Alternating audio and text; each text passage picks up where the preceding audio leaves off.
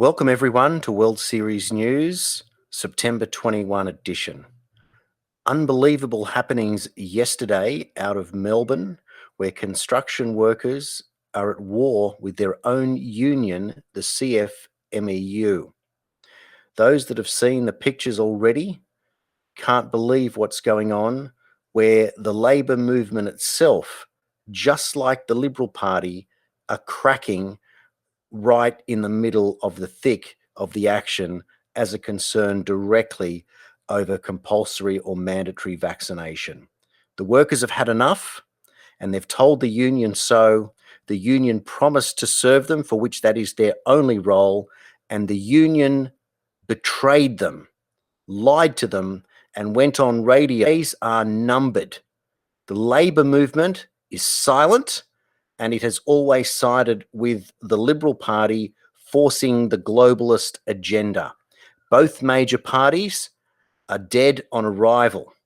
If Clive Palmer and the minor parties can put together a brand new form of coalition, they will take government next year and change Australian political history forever.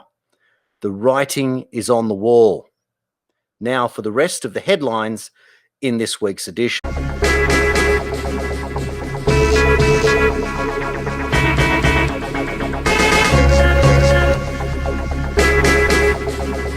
Out of India this week came the most remarkable news yet in the almost 2-year battle against the virus that came from Wuhan.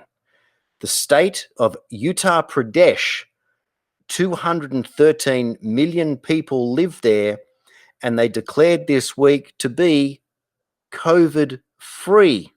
That's right. There is no COVID in Uttar Pradesh, apart from less than 10 cases, and that is because what they've said, the use of one medicine described as magical horse-based. Imagine that the cure in the whole time is something that you give to your horse. Who would have known?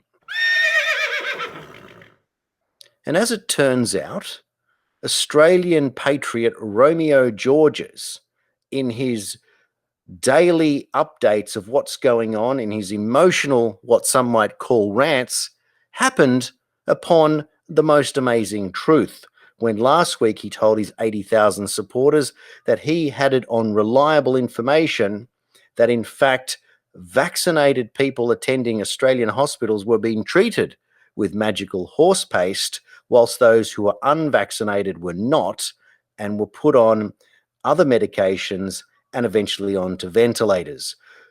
This was confirmed this week when a nurse in Queensland spoke publicly and told us the exact same information is going on in Australian hospitals.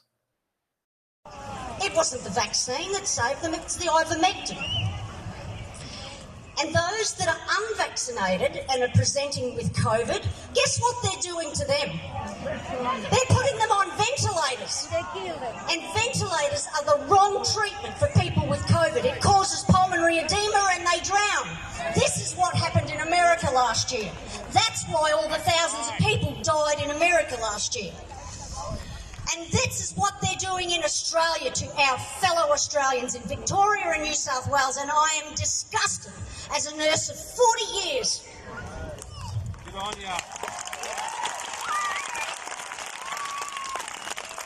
Today, Project VERITAS has gone viral with its millions of subscribers already notching up over 1 million views in under 5 hours, where they have got a nurse whistleblower and undercover video showing us what's going on inside the hospitals and the nursing staff themselves telling each other that this vaccine is not working and in fact is incredibly dangerous. Thrown around are terms like myocarditis and the fact that these statistics and events are not being reported. For those who want more information, all you need to do is to go to James O'Keefe's Project VERITAS and check out the latest video. Currently available on the major platforms, but will be on his website. In very, very sad news out of New Zealand this week, it is being reported by an organisation called New Zealand Doctors Speaking Out of Science have reported that 4 children under the age of 18 have succumbed shortly after being vaccinated. One child died, and it was discovered that she had multiple blood clots shortly after the jab. Another 17-year-old child was found dead, and 2 others younger than that died of heart attacks.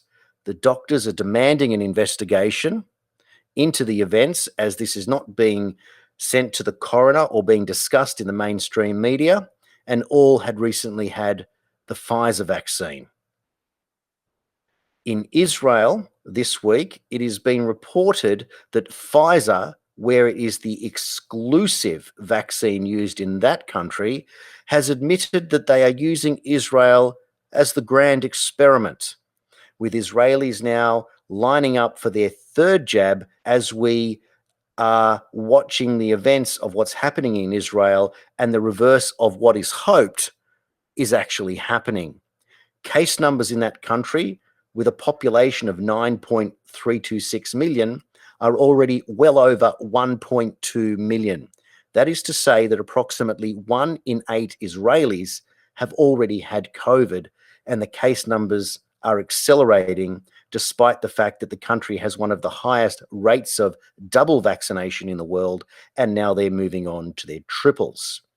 A former whistleblower for Pfizer, a PhD and former VP, and we have to speak in acronyms these days, reported that there is absolutely no basis in science for anybody to take a 3rd jab. רדניר, אנחנו איתך עם הקלטה מאוד מעניינת של בכיר בפייזר שאתה מביא לנו. כן, מדובר בקטע מתוך אירוע אקדמי מקוון לחוקרים מוזמנים שהתקיים בזום לפני ימים אחדים, ובו סגן נשיא פייזר והמדען הראשי של החברה, דוקטור פיליפ דורמיצר, סוקר את הדעיכה באפקטיביות של החיסון. הוא מגיע לישראל ובעצם אומר 2 דברים שמאוד מעניינים אותנו.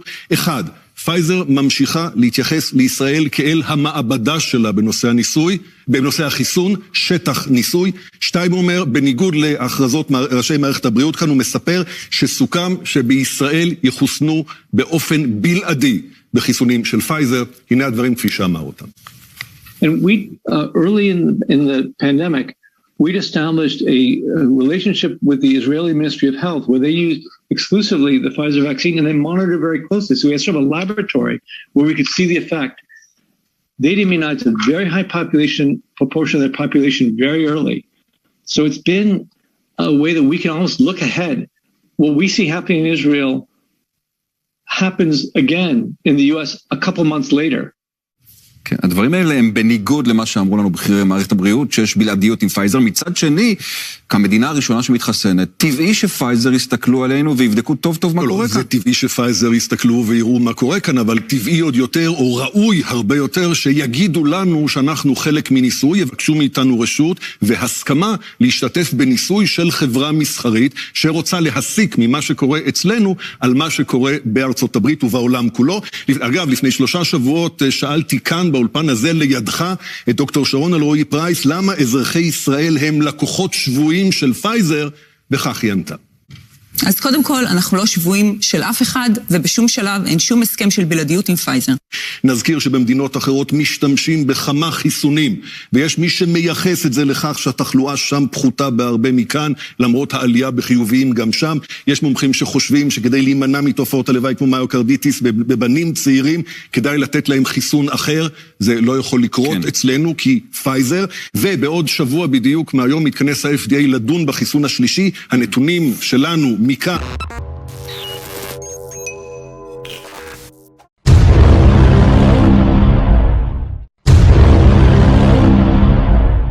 In research that I conducted this week looking at the TGA, I discovered that 194 deaths post-COVID jab have been reported to the TGA, but not one of those deaths has been attributed to the Pfizer jab.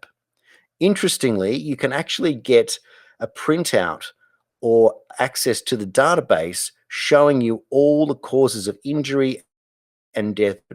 And as it turns out, there are more than 20 different types of deaths recorded shortly after people have had the Pfizer jab, including brain hemorrhage, heart attack, myocarditis, and other very severe concerns that have led to death.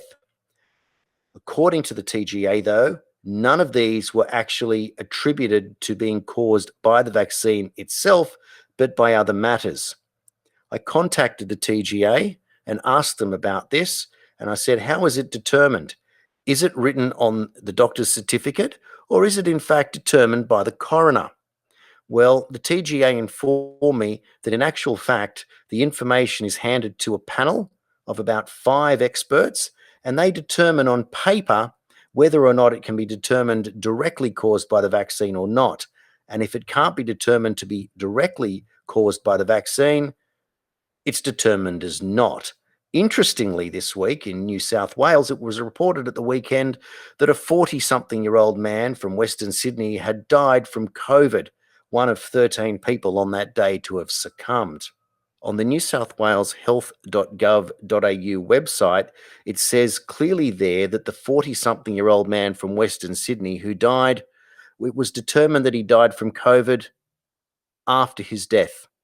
That means that this person died at home of some reason unknown to the patient, unknown to the family at home, and it was only determined after death, presumably on the same day, because the reported that he died that day, and it was announced that he died from COVID. So the question is, did the coroner determine this? Did the attending physician who wrote the death certificate determine this? Or was there some other reason? The TGA or New South Wales Health cannot give us any more information about it. So how did he actually die? Did he have a heart attack? Did he have cancer or some other pre-existing condition? Maybe he had a stroke. New South Wales Health is unable to provide that information, except that they determined that it was from COVID. Interestingly, none of the 194 deaths from the Pfizer jab were determined to be caused by the Pfizer jab. This glaring, obvious bias in favor of determining the virus as the cause of nearly all deaths and the vaccine nearly the cause of no deaths leaves any suspicious or skeptical or free-thinking person with little trust in the system at the moment. It is just too lopsided to really bear scrutiny. In further news in Australia, vaccine hesitancy is starting to appear quite obviously.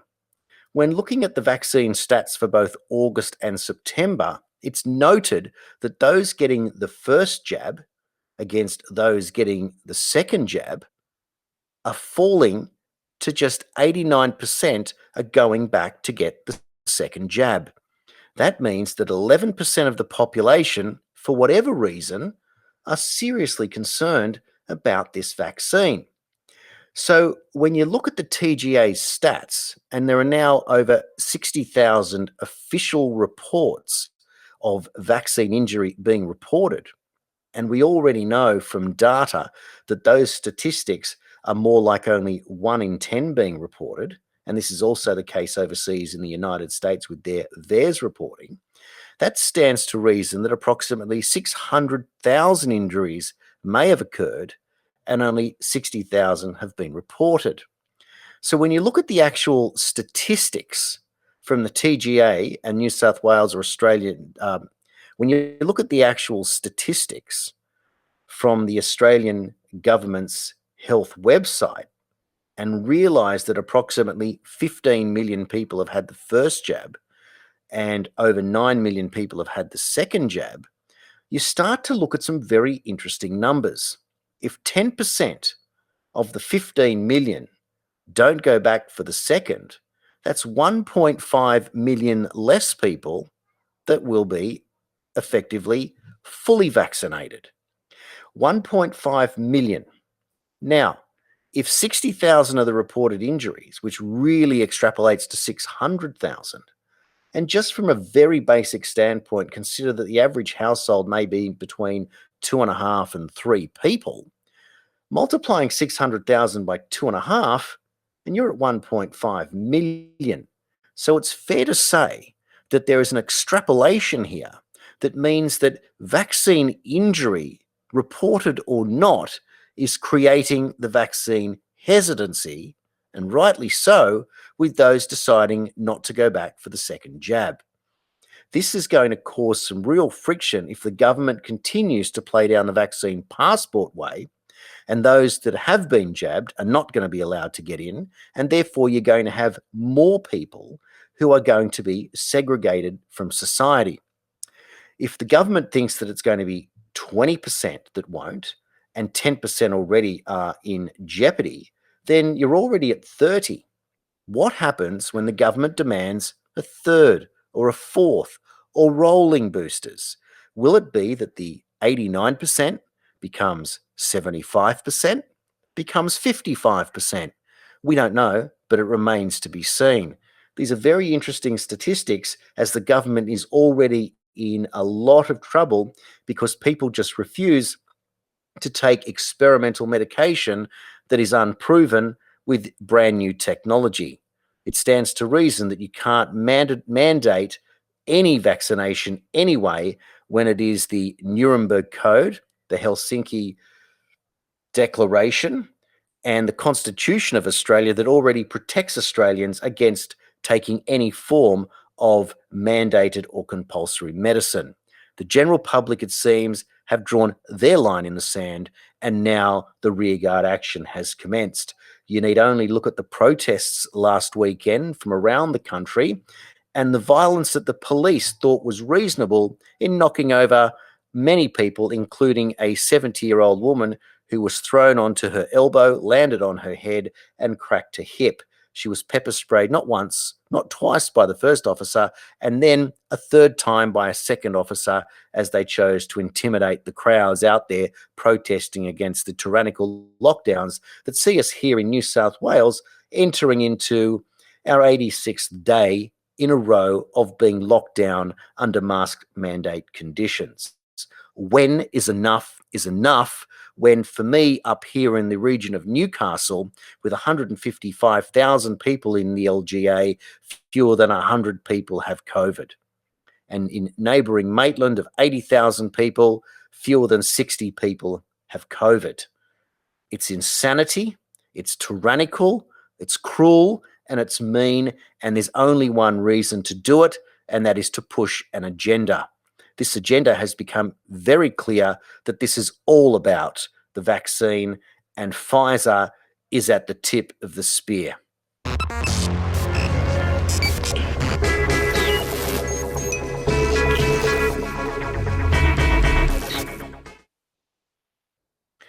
In geopolitical news this week, some incredible revelations have come to pass, with Special Prosecutor in the Trump presidency, John Durham, indicting a second person involved in the political spying upon the Trump campaign. This time, Democrat and Clinton attorney Michael Sussman has been indicted on a single count of lying to the FBI. And in separate news, General Mark Milley has been outed by All the President's Men journalist Bob Woodward for being the one who has alerted the enemy, the Chinese, that should America decide to attack, that he would notify them in advance. Calls from Tucker Carlson and others in the media and in politics that Milley should be tried for treason. Joe Biden, president, has declared that Milley's job is safe, so he's not interested. Equally, Anthony Fauci is again in hot water this week, and Biden has also promised that his job is safe. Dr. Rand Paul, a 33-year eye surgeon who is also the senator for Kentucky, has maintained and has been supported now in the mainstream media that Fauci lied to Congress about gain-of-function research, which means that you take, in this case, an animal coronavirus, you manipulate that virus, and then it becomes not species-specific to animals, but also to humans as well. And it is thought that this is how the virus somehow leaked out of the lab and into the Wuhan wet market, which that story has lost all credibility now. What was made abundantly clear from this hearing was just how fed up and frustrated some public health officials have become with efforts to undermine the public's trust in medical experts. Senator Rand Paul accused Dr. Fauci of lying to Congress about Wuhan lab funding. Here was some of Dr. Fauci's response. Senator Paul, I have never lied before the Congress, and I do not retract that statement. Senator Paul, you do not know what you are talking about, quite frankly, and I want to say that officially. You do not know what you are talking about. I totally resent the lie that you are now propagating, Senator. You are implying that what we did was responsible for the deaths of individuals. I totally resent that. And if anybody is lying here, Senator, it is you.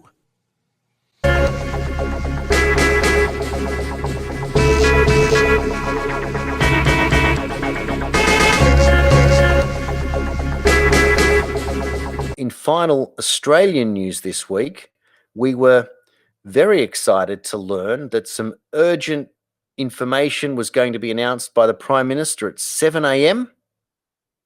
that was a defence interest to our country. Were we going to be invaded? Were we going to be told about extraterrestrials? Not even close. We all got up and looked at the television at 7 o'clock in the morning to be told that Australia had become the beneficiary of a French deal to build submarines now in Adelaide. The United States, Australia, and the UK formed an alliance called AUKUS, and via digital link-up, Joe Biden, Boris Johnson, and Scott Morrison got to declare this new deal that's worth $90 billion for Australia to build nuclear submarines that up to this point we had always rejected on our land, or as it turns out, in our waters next to our land. This time it didn't seem to matter, and in doing so, Australia has taken the deal. Joe Biden forgot Scott Morrison's name, and Australia, America, and England, the UK, put their ally France offside. Interestingly, what's happened in this scenario has shown us that now the AUKUS trilateral agreement has now made China very edgy, and Biden not only their puppet, but now their enemy. What will China do about this situation, and how will France behave? Will France look to China? Will France sever ties with the AUKUS trilateral group? Maybe they'll all pull out of the G7, and who knows? But it seems that globalism is being challenged for what is nothing more than a little bit of greed. Why would you change manufacturers of a submarine unless it is that Australia can somehow do it better, even though we don't really have that reputation? Were they both nuclear submarines in both France and Australia? That remains to be seen as well. The agreement is shaky, but what we are seeing now is that yesterday on Sky News Australia, Sharri Markson interviewed Donald Trump, Mike Pompeo, and DNI Ratcliffe about what's going on with China and what's going on with the Wuhan virus. The questions being asked were, was this an act of war? So what remains to be seen is anyone's guess, but it looks pretty clear that there are movements going on both sides of the Pacific. Australia is right in the thick of it, even though we're all the way down here, but there are movements definitely going on. The establishment, their narrative is starting to crack, and there are court cases aplenty in Australia at the moment. This has been a huge week of developments here in Australia and around the world, and at World Series News we'll continue to bring you the most important stories to show you where the narrative is headed. Please look to our website at worldseriesnews.com.au for all of our previous shows and other information, including podcasts and a whole lot more. Also, for those of you wanting extra information, legal pro forma documents, information on homeschooling, and a whole lot more, please check out our sister website, amillionmums.com. If you would like to contact World Series News with a tip, please have a look at the email on the bottom of the screen. And if you think you know somebody who'd like to be interviewed in one of our interviews or chat shows, don't hesitate to drop a line there. Mums are welcome, dads are welcome, also for conversations and chat on how you're coping with life in this COVID lockdown arrangement that we're living upon. And you can also contact us there via A Million Mums, email on the bottom of the screen. It's been a delight to serve you and continue to serve you, all of the people contacting me. I look forward to providing more news and information, chat shows, and interviews as we go. Please stay strong and know this is a very spiritual war that's going on, and more and more of you every day are realizing that. People are coming up to me who have never believed before, and they are telling me that they are openly embracing spirituality and mentioning proudly the name of God. This is certainly nothing to be ashamed of, and many of us were in that boat in the former world of believing in authority and atheism. And funnily enough, we've escaped that matrix. And as it turns out, this is how crazy it gets, but the world of 5D for the spiritual people is appearing right before our eyes. Whilst it looks like we're in tyranny, being segregated upon, or being segregated against, I should say, many of us are realizing that when they open the door to let us out, we're never coming back. 150,000 people joined a group just last week in the Hunter Valley whereby businesses are open embracing everyone and will not discriminate. From there, all the services you need to survive will be available, and you need not panic. And one can rest assured that employment will certainly be appearing in these areas. If you really want to think about what your future lies, think about where you'd like to live, think outside of the matrix, look to new areas, and if you do live in a capital city and you do have access to equity in your property, what you don't realize is just how far that dollar spreads when you escape a capital city. Stay strong. This is the greatest time to be alive, and every day amazing things are happening that you never thought possible. Thank you again for watching World Series News. I'll see you on the next show.